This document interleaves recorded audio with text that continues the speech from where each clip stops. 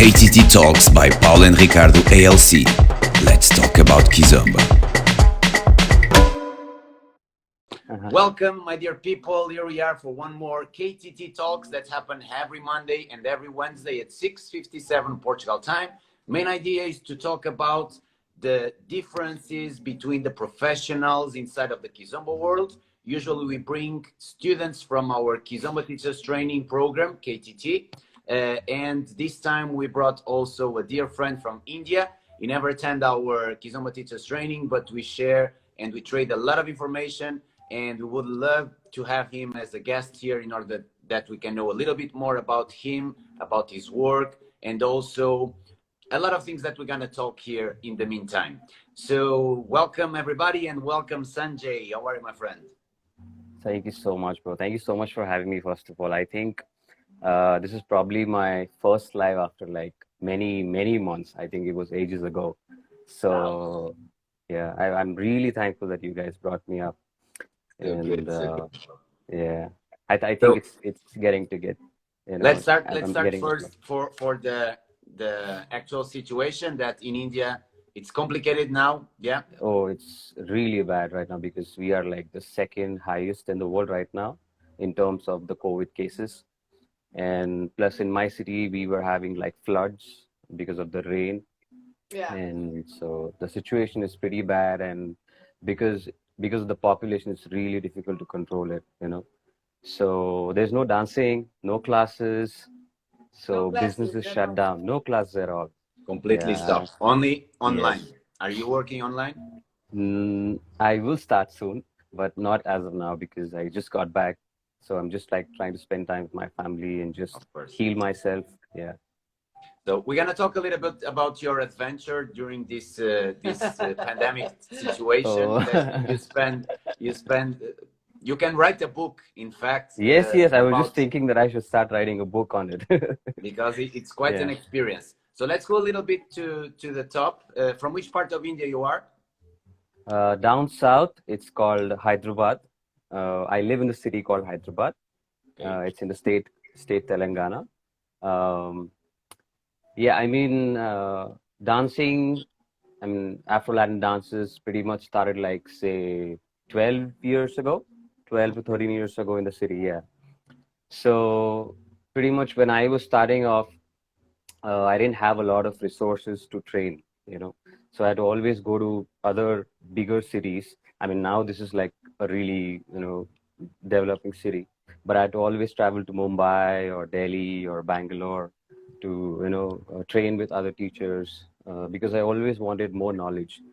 Of course. But did you start? Yeah. But did you start with Afro-Latin rhythms or you start with hip hop? Yeah, I mean, strangely, I started with popping and hip hop in 2005, 2006, and I used to love Afro house, and I used to dance house. I was dancing New York house, and I stumbled upon Afro house. And then while I was researching on Afro house and Afro beats and other African dances, I happened to see a partner dance, you know, and then I was like, oh, this rhythm is really cool, you know. And I don't exactly remember the song, but then I wanted to research more on this. And this was the same year, I think this was 2012. And then we had some Kizomba workshops. It was Zouk and Kizomba. So yeah, that was my first introduction to Kizomba. And I remember that year I had to dance with Lalemana, Tanya. She was at the festival and there was like a huge line of people, you know, who wanted to dance with her. So when I got my chance to dance with her, they played the only Kizomba song in the festival, which was Rebound Chick. By Nathan Perez. Of course.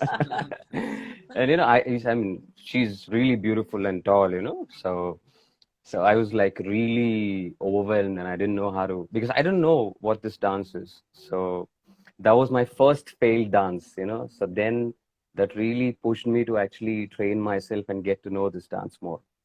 Yeah. And so suddenly you have like thousands of championships there in India and a lot of places because you start competing also.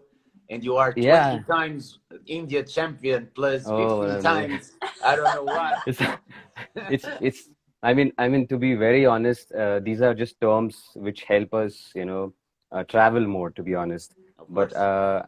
every time I get onto the stage for a championship, it's just because I want to push my own self, because I love being on the stage and facing, you know, the feeling and the pressure when there are like some amazing lineup of judges and so many people watching you. So it's amazing to perform under that pressure, So I love being in that. So my thing is, And because I come from, because of the process, because you need to prepare, you need to get ready to a competition. In that process of preparation, it's a moment of an amazing evolution. True. yes, totally, totally. And for me, all my dancing has been because of that. Because for many years in street dance, we are taught not to have a set of moves in mind always, we are supposed to create our own moves, freestyle a lot. So every time I used to get onto the stage, most of my championships, like solo championships, I used to just play my favorite music. So when I used to train, I used to just play this music like thousands of times and just keep dancing to it. I never used to have like a set choreography. So I used to just get onto the stage and just perform freestyling. Okay. So then in that freestyle, I used to get some of my original moves, and then I used to develop on that. Good. Yeah. But you compete in salsa, kizomba, bachata. You compete in all the three genders. I just love to compete in whatever competitions they have. So yeah, I mean, I started with salsa and bachata. 2014 was my first championship in salsa. That was a solo championship, and then next year I went on to compete in partner dancing, and Kizomba happened in 2016. But you guys were there in 2015 in India, but we didn't have championship that year. Yeah. Yeah. But I was still there in your workshops, and I still got to dance with Paula. She doesn't remember, but I remember. So yeah, I There's a recently sent her a picture. picture. Yes, Yeah, yeah, it was yes, in I sent you a India. picture. Yes. Okay, okay. Nice.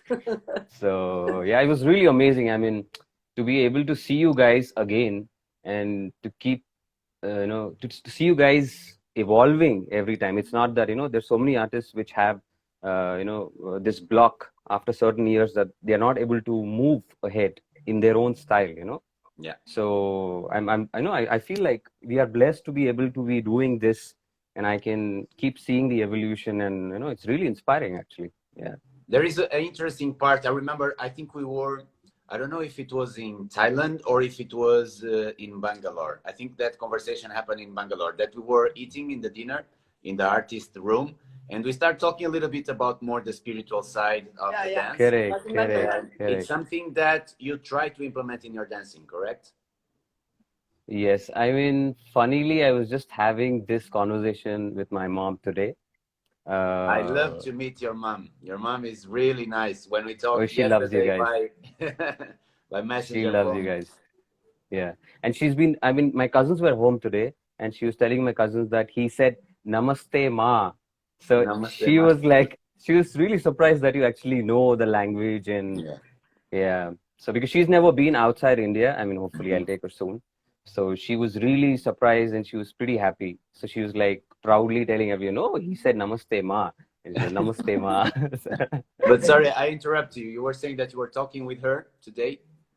Yeah, about this about the conversation that we had. I still remember because I just walked in. It was the artist's room. Yeah, it was the artist's room. And you guys were sitting with Michael Fons and Sylvia. Yes. And yeah, that was like really inspirational, whatever you guys shared with me. So, I mean, in India, spirituality and it's mostly there because of the religion, but I don't mix these both. I mean, spirituality is completely different from religion. But Hinduism being more imbibed as a culture, we have a lot of practices which come with the conditioning. When we are kids, we grow up praying. I mean, I'm sure you guys have a certain way of praying, or maybe eating, or when you wash your hands, or when you go to the church or the temple, you have a certain way of doing things. So music and dance, I believe, was created to heal people. you know. And after a certain, I mean, I'm in certain parts of Africa, they still use music to heal certain types of cancer. I don't know if you've heard of Bodhisattva. He's a Afro No, no. house musician. Uh, this guy, Oh yeah, yeah, he collab. Bodhisattva, I know him. Yeah. So this guy collaborated with another artist who does folk music, folk African music, and they created a very beautiful piece of, I think it's about 1.5 hours or something. And basically, it's more into healing.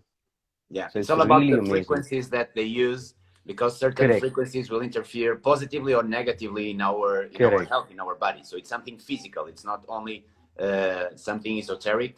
For some people, this is difficult to understand, but for those that are listening to us, this is pure science. But the ancestors already knew that before it was considered a science, and in more ancestry people, they keep doing this kind of traditional healing, and it's a fact. It's a fact that Correct. that it happened, even Correct. without the contact, because inside of the Kizomba we have something that is the hug that Yes. allow us to develop and to improve our hormone creation, that allow us to have spirit feelings that improve our well-being, our wellness, also our health. So Mm. this, all of this need more study, because unfortunately it's not Correct. yet there, but I think we are in the way.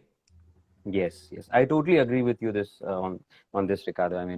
Uh, I'm even facing it difficult to speak because it's been so long that I've spoken like this, you know. So it's like, so it's like it's so strange that I'm actually talking to, you know, people. To a phone. So yeah. So what attracted me to Kizomba the most is I remember the first social, at IREC, or I don't know if it was Chennai, another festival. We started dancing at around 8:30 in the evening, and then this party went on till 5:30 in the morning. And when the party got over, it was like my body felt so light. I don't know what this feeling was. You know, it felt exactly like how you would feel when you have like a high when you're meditating. So I was like, what is this? It was like goosebumps. And there was like this group of people from different parts of the world. We all sat together and we were just talking about the same thing as to how is it different from salsa or bachata. Yeah. In salsa and bachata also you get this feeling, but not with everyone, but not to this extent, Yeah. unless you really push yourself. Yeah. So with Kizomba, there are too many dynamics involved. You know, for people who understand spirituality, this is like a whole different thing. And we are learning this as a dance form now because it's something which can attract the older generation and also the newer lot. You know, there should be something which keeps them together. So this was something which really mesmerized me, and I wanted to find out more about this. So every time I started traveling to more festivals and I started to go deeper into it. It's like you, it's like even though I'm not into alcohol, no smoking, no weed, I mean, people might think this guy is just crazy who just smokes up and is just talking some shit. No, I mean, when I start talking, I generally don't talk about this to a lot of people because not everyone can understand Yeah. this. Of Yeah. course. Yeah. But it's not like, oh, I'm just, smoking up and then getting some high. No. To Yeah, me, dance, there are a lot of people that say that dancing it's a kind of meditation with motion, or correct, motion with meditation, because it correct. allows you to go to a certain state of mind and body pleasure, including Hmm. my father, for example. I always use Correct, him as an example. He loved to dance, and in somehow dancing for him is like yoga for a lot of people. Yeah. It's the way that correct. you have to release all this stress, all this psychological pain, and to Hmm. don't thinking nothing more. And Hmm. he's one of those that are close to me, that I feel like really close. How much dance it's important on his life, because during this period, as he cannot dance socially, as there are no social dancing for him, it's a suffering moment, and psychological and physically, this moves a lot of things.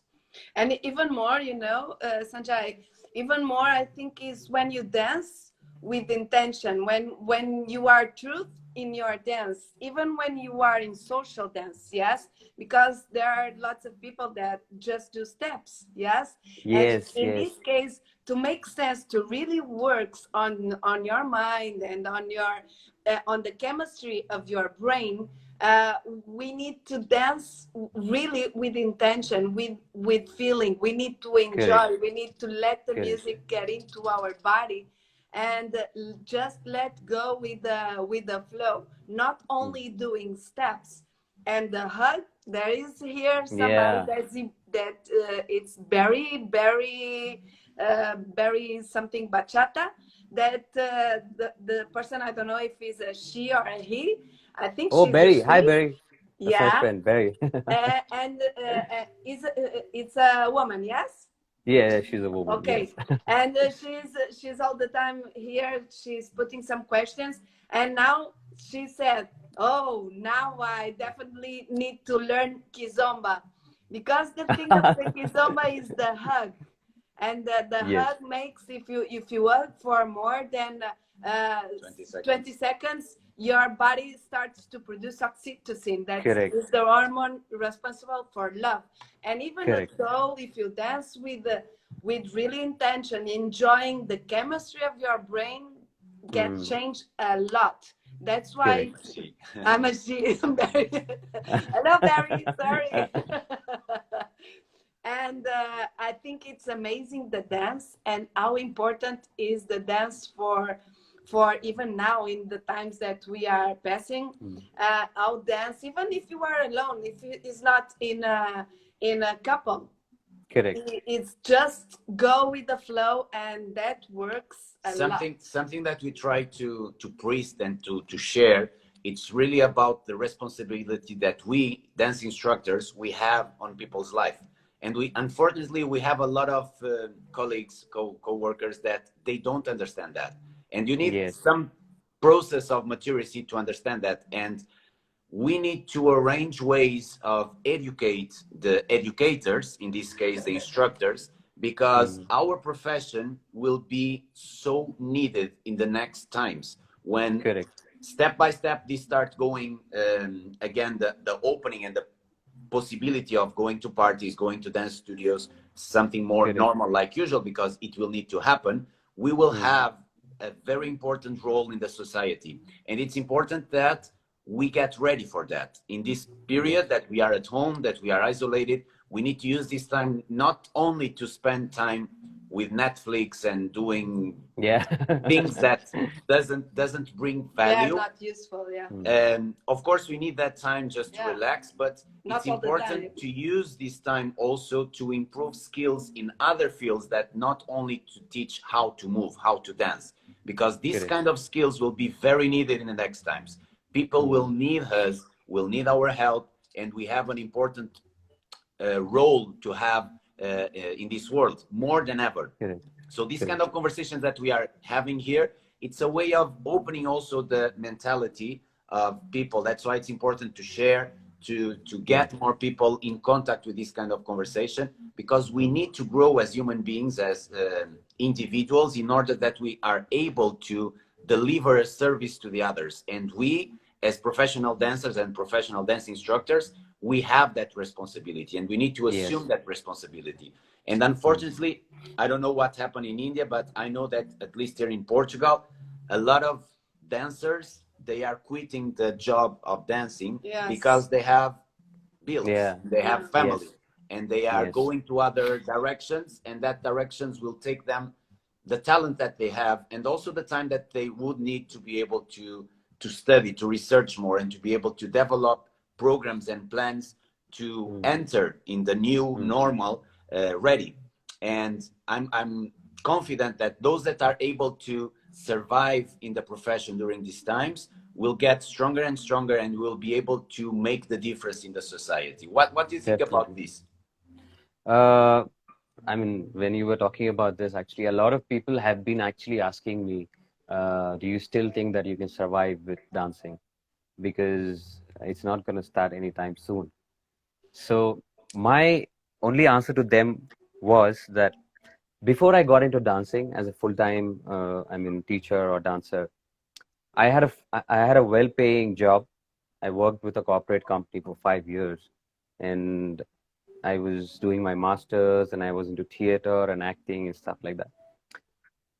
So just in a click, I just quit my job and I got into dancing. But back then, I was just going through a very bad breakup.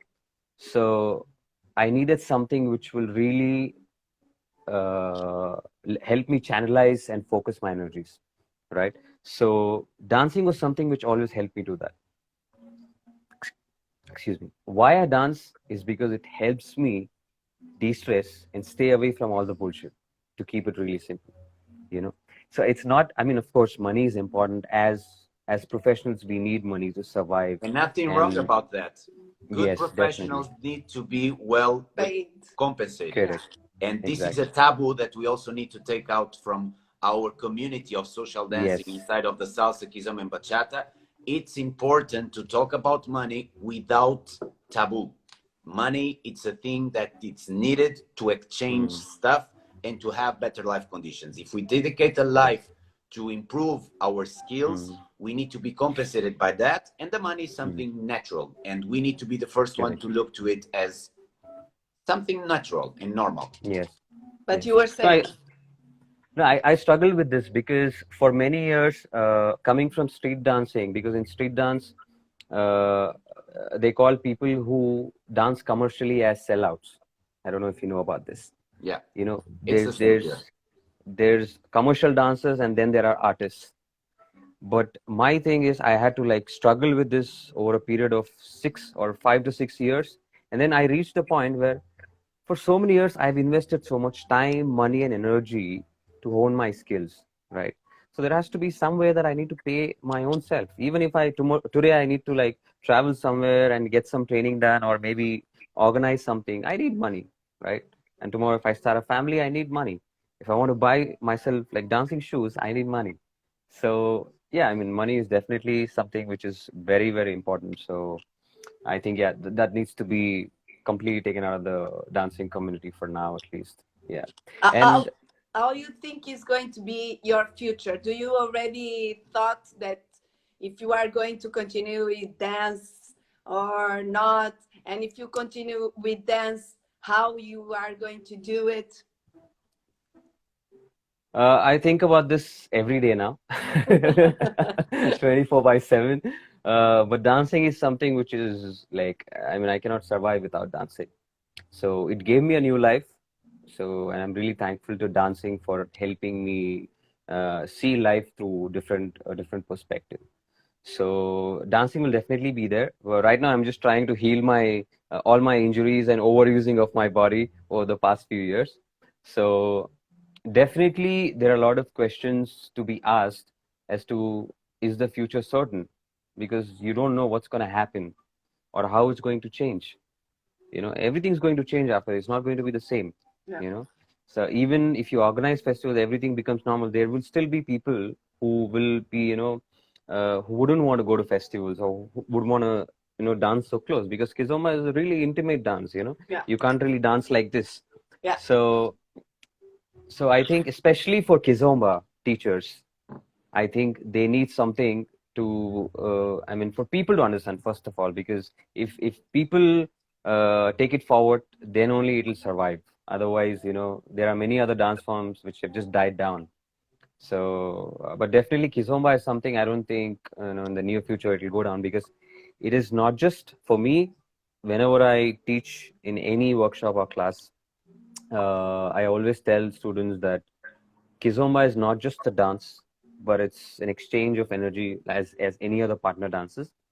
But the amount of healing which happens in Kizomba cannot be compared to any other dance form. So I'm just waiting to hug someone and dance again. It's been so many months now. It's true. You need to teach your mom. Yeah, right now she's struggling with a knee injury. So, she's 67 already. So I hope Oh she my lands. gosh. Yeah, this reminds me actually, when I went to Japan for the first time, I think it was 2018. That was like one of my first workshops in Japan. I danced with a 87-year-old lady. My so nice. I still have the video, and I just danced Samba, and not what people think Samba is, because people think Samba is only like really fast and all tricks and stuff, but like really beautiful Samba. And that is when I realized the beauty of this dance, you know, because before that, no matter how much people tell you Kizomba is different and it's not always sexual and stuff, this is something very important, you know. Every time I talk about Kizomba, people who don't know Kizomba, they just think, oh, so it's a sexy dance, it's all about the butt, or it's all sexual and stuff like that. But it's not. It's really not. It's And not only. We need to be open to say, of course, there are situations yes, that is yes, connected definitely. to that. But like all social dances, but Kizomba born in the middle of the family, so it's not possible that you will have a sexual intent or behave with your grandmother or with your mother. No, so it doesn't make sense.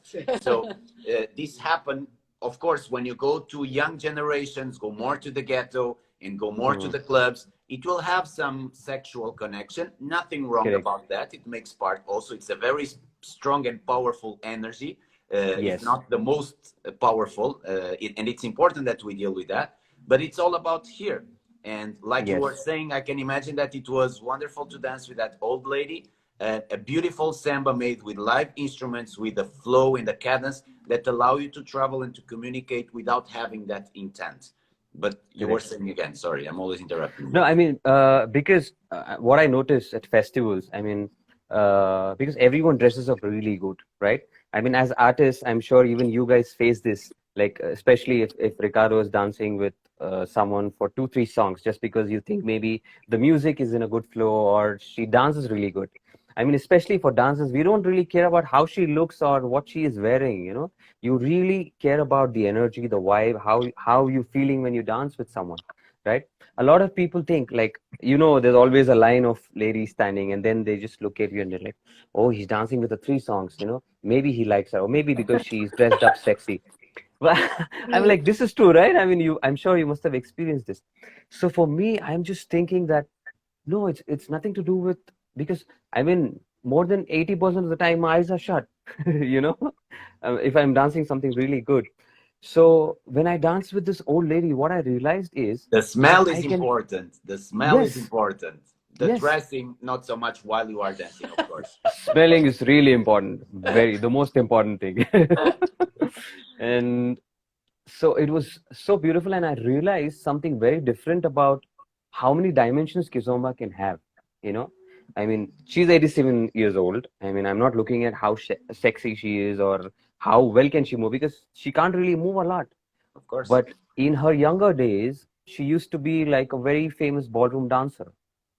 So even though she is like hunched like this now, her energy is so infectious that I just went on. It was just 1 hour of private class, but I went on for like 2 hours, and I didn't even charge her, you know. It was like, for me, it was like I was learning when I was dancing with her. It's something, I mean, you understand, right? When you feel someone's giving you energy. So for me, it's like I connect the spiritual concept to this dance, because it's give and receive, you know, between two people. So to me, it's more about how beautiful do you feel someone's energy is. Some people don't realize what is energy, and it's not just the body heat, or it's not just the warmth, you know. It's something like some dances, you dance with someone and you feel like, wow, I feel so good after that. But with some people, you feel exhausted. Like if I have to connect something spiritual to this, there's a concept in spirituality which talks about energy vampires, for example. Energy vampires are people who suck energy out of you intentionally or unintentionally. Like I might like something, let's say I'm dancing with Paula, and unintentionally, there's something very beautiful about Paula. Like I'm like, oh, I really want to dance with her. And when I dance with her, I feel, let's say I'm going through a lot of depression. Okay, or maybe I'm feeling very That's not lonely. happening. Or That no. Let's say. Hypothetically speaking. Is it? Yeah. Yes. So at that point of time, when I'm holding her, if she's giving a lot of good energy to me, I automatically start feeling good. Yeah. Now, this energy is not love, it's not sexual or anything, but it's just pure giving. It's just like when you go to a funeral, you just console someone by hugging. You give them energy to feel good. So it's similar to that. So this energy, when I feel, I automatically start receiving is different from taking. So am I receiving energy from her or am I taking it? Like I want this energy. You know, it's different. It's so if I take from her, she will feel very exhausted that night. She'll feel like, oh, I feel not so good today. I feel really tired. But there will be days you're dancing for 8 hours straight, but you feel so energized after that. You don't feel tired. Maybe you don't even go to sleep. You just chill with your friends, and next day morning you directly go to the workshops. This has happened so many times, especially with teachers and artists.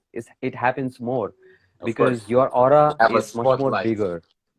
Correct. Your aura is so much more bigger when you enter a room that everyone wants to be with you, talk to you, and smile or take pictures or get videos with you. So there's so much stress. There are times that you don't want to do it, but you're obligated to do it. Of course. And you still want to smile at some people, even though you don't feel like smiling, but you have to smile. You can't really.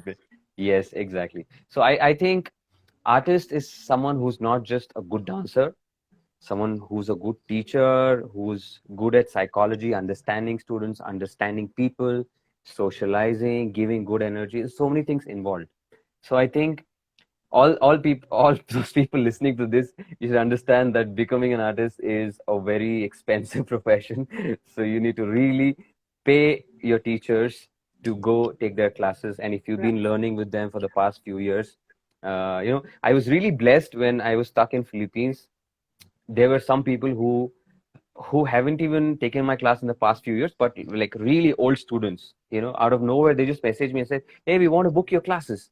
And they just start sending money because they know that I will not take money as help, you know. So that was something that really, I felt that this community can give back to you also as a reward for all the contribution that you've done to people.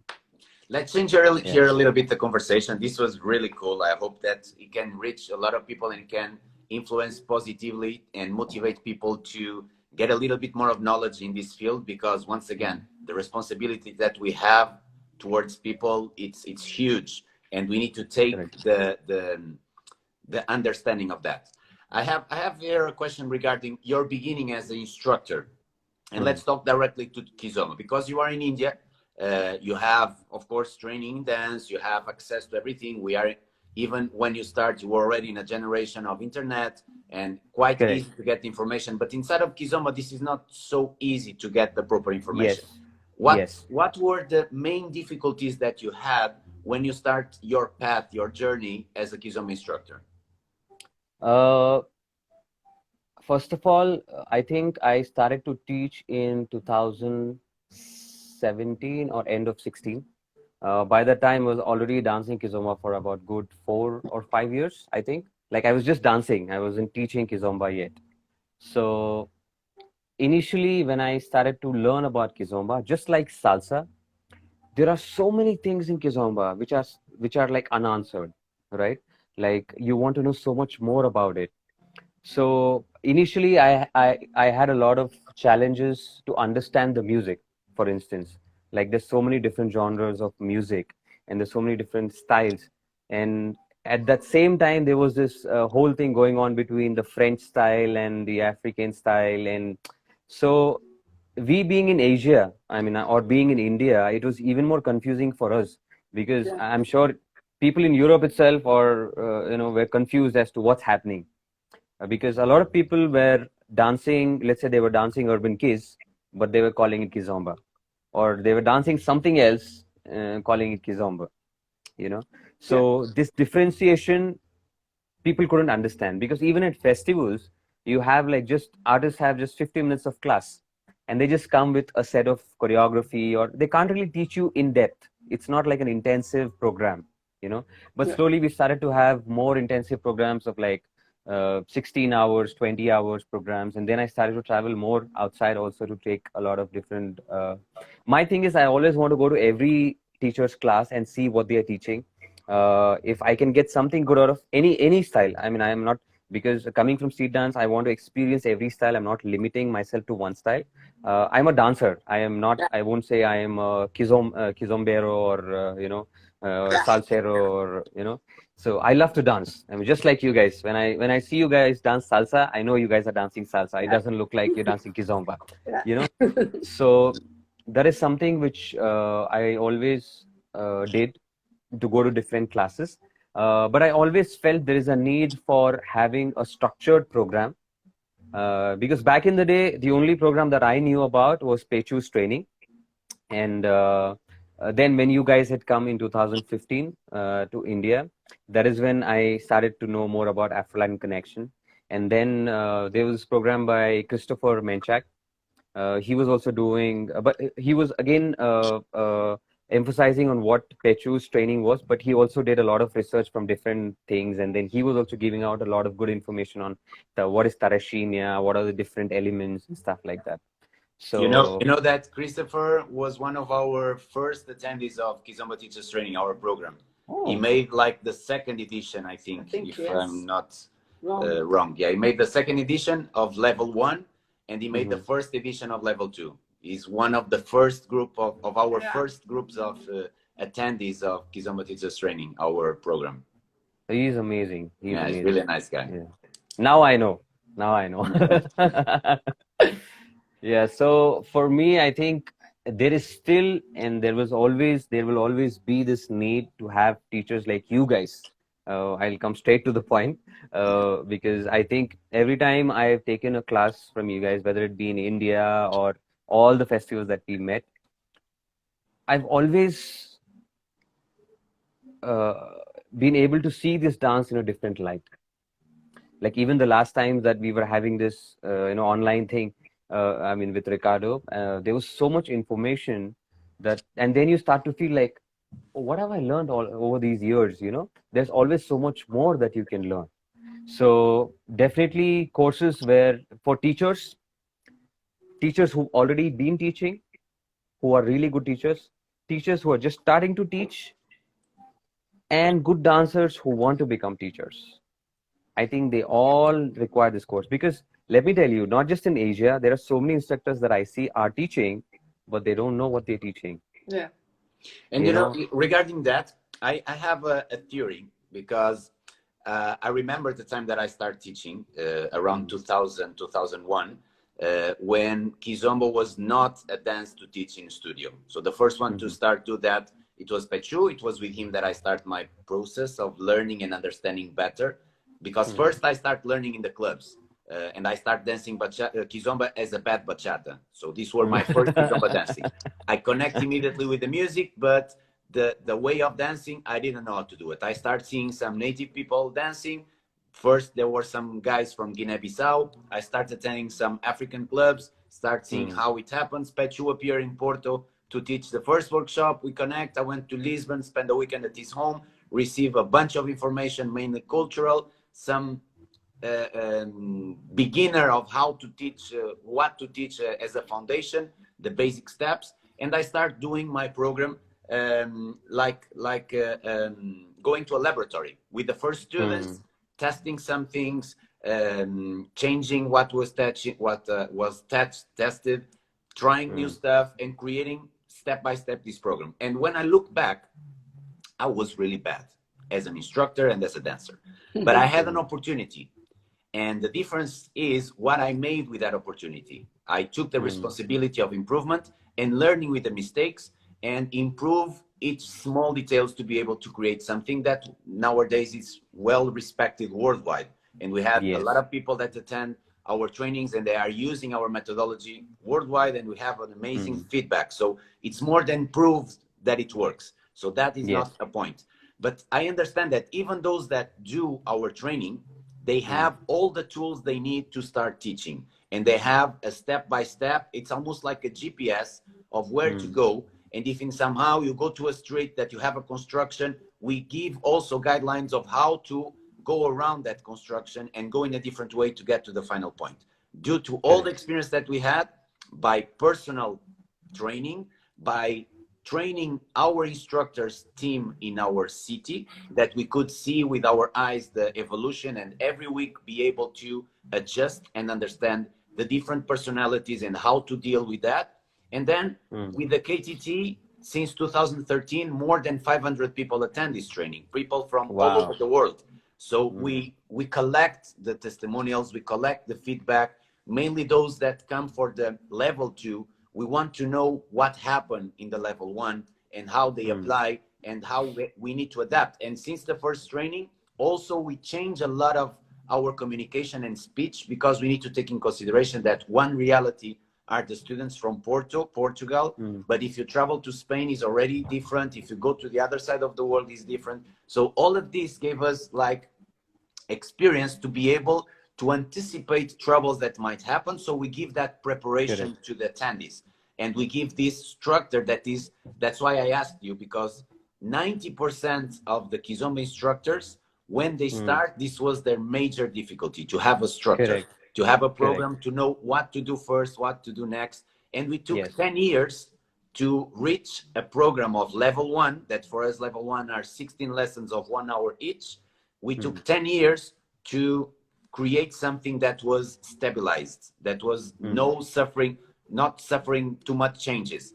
And then we took like 3 more years testing in our instructors, and only after we start teaching to others. And we know that a lot of people that attend our training, they are not ready to teach, but they have the material, they have the tools to be able to start constructing. But after, you need your own process of being on the field and to practice and to do your own mistakes and adapt.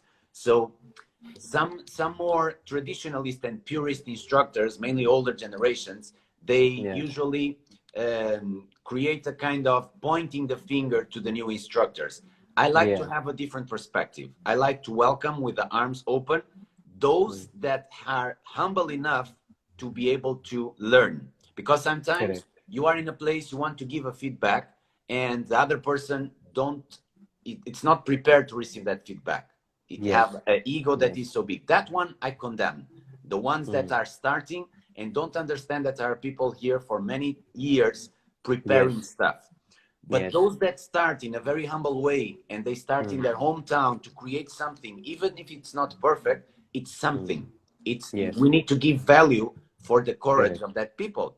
But after, they need to invest on their training. And when I speak about investment, it's all kind of investments: money, time, commitment, a lot of different things, in order that they can understand the responsibility of sharing this culture. Even if you share urban keys or fusion or whatever, you need to have an understanding of what is a background. And as an instructor, we need to understand more than a single student. A student, if just want to have urban keys and don't want to know what are the difference between the rhythms and between the dances, it's okay. It's his right. It's his option. But as an instructor, even if you are an urban keys instructor, you should have foundation of more material than the rest, because we need to arrange tools to defend ourselves from all the situations, because we never know who will be in the other side. And we are in the position that we cannot give bad information. It's better to assume, I don't know this, I will study, I will give you the answer after, then start inventing. And unfortunately, a lot of new styles appear in our scene because of ignorance. And it's okay nowadays, that nothing wrong. Because as you create a new style, the style happen when you have followers. And as they have followers, the style get evolution. But a lot of styles appear by the ignorance of people that didn't want to try to find. They just try to invent something. And it's okay. We need to respect that. But nowadays, it doesn't make sense that people do it just because they don't know. It's important to know, and after, with conscience, to create the fusions and the difference and the styles that you want. This is very important to share and to spread this word. So it's something that I respect you, because during this time, we were like twice in a conference call, like 1 hour and something each one, because you have these questions and you were humble enough to ask. And for me, it's perfect. I share with you that information in the ways that I'm able to share. Some things I told you that, look, I don't have an answer to you because unfortunately I don't know a proper answer for that, because some questions have several answers, and sometimes we need to be open-minded to be able to present that with respect and being humble also. So it's really interesting. I'm doing a kind of poll with each conversation, and it's like the top answer, it's structure. And I totally understand, because this was something that we struggle also. I remember that nowadays, what we teach in one lesson, in 1 hour lesson to our students, before 20 years ago, I needed like 2 months, like 8 lessons to be able to share. And I was giving more steps. But nowadays, our students in one lesson are much more ready to go to a social dance than before in 8 or 9 lessons. So this is improvement and maturity and understanding. But going back to the previous situation here is that if you have this will of becoming an instructor, of creating a community, you deserve that opportunity. But don't forget that is a responsibility. So it's important that you assume it and you are able to collect the information you need step by step, one step each time. You don't need to go from 0 to 100. Go from 0 to 1 to 2, 3, 4, and go gradually. And of course, financially speaking, there are people that have difficulties. But nowadays, even that, it's not an excuse. You can find a lot of good quality material for free. But I also consider that when you invest your money, you become more committed in what you are doing. And you will not just do it just because. So, and it's a way of giving value to those that work for years.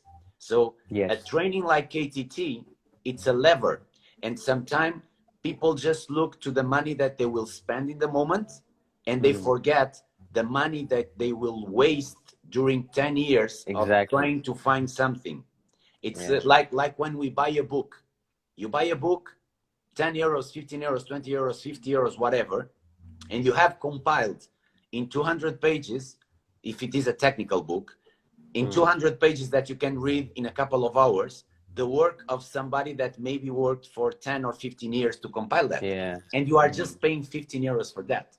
So, and you earn time and you earn money by this kind of investments. Sorry, my blah, blah, blah, blah, blah. No. You know, I love listening to you. And we have Barry. Barry, she's participating a lot. Thank you, Barry. You are very kind for that.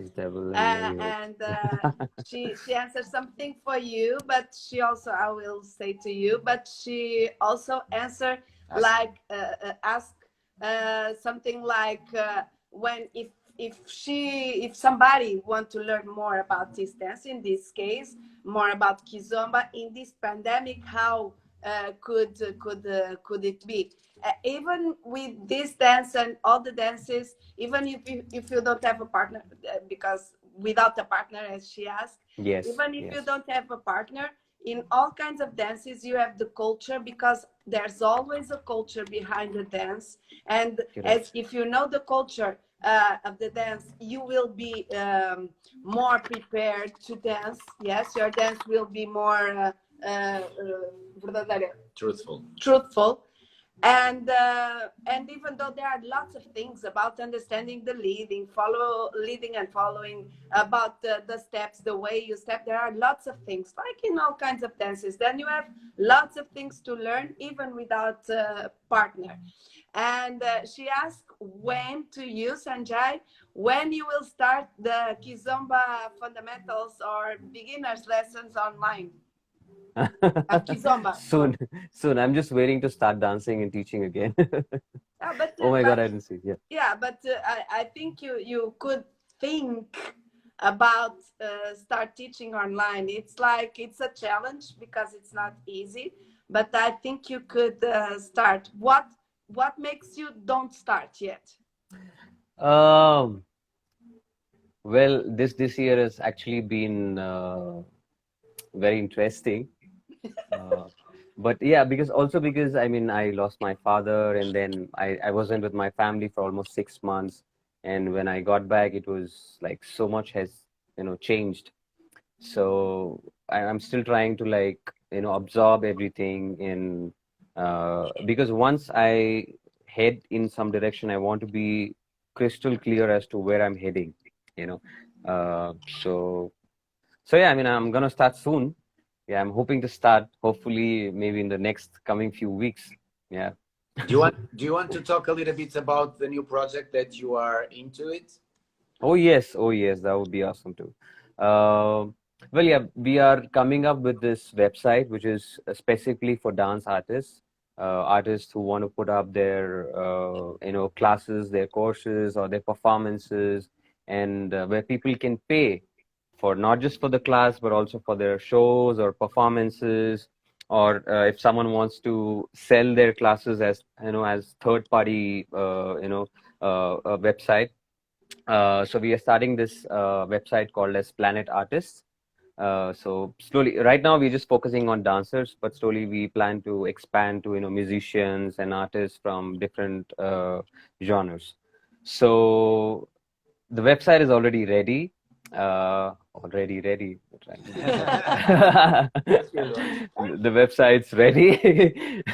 Yeah, I've been listening to a lot of rap. So yeah, it's pretty much ready, but we're still working on it because what's different with this is we are working on an AI which will actually capture your the instructor's body movement. Let's say I'm watching the instructor and I'm dancing or I'm making some move. So the AI will capture my movement and it's going to tell me as to where I need to improve or where am I going wrong, and it'll give me a ranking, and it also give me aspects where I can get better. So it'll actually copy and it'll show me like two images as to where I can like I'm not like, because there are a lot of beginners or not a lot of non-dancers, especially because of this pandemic, they have gotten into dancing, because people didn't have anything to do. They would just be on their phones or laptops and they wanted to dance or post videos, even though they're just going crazy or just to de-stress and stuff like that.